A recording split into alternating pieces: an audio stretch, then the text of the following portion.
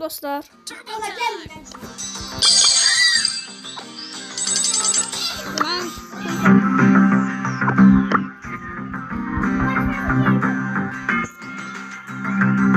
Easy.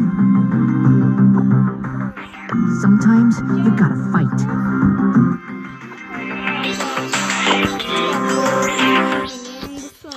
Son canı çok az kaldı.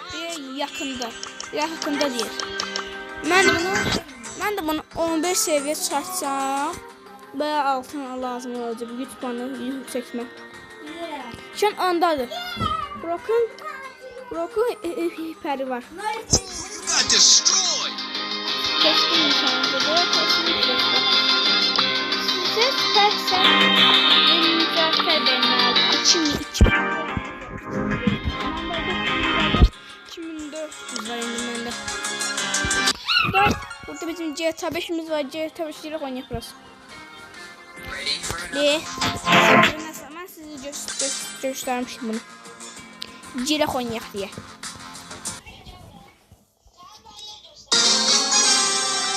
Tekrar koşma yok. Ben 100 kupa 50 kupa çağırdık. Sizi atacak bu. 100 kupa çağırdık bizimle. Öldüler size atacağım. Sizin kabağınızı atacağım. Ben bunu 100 kupa çağıracağım.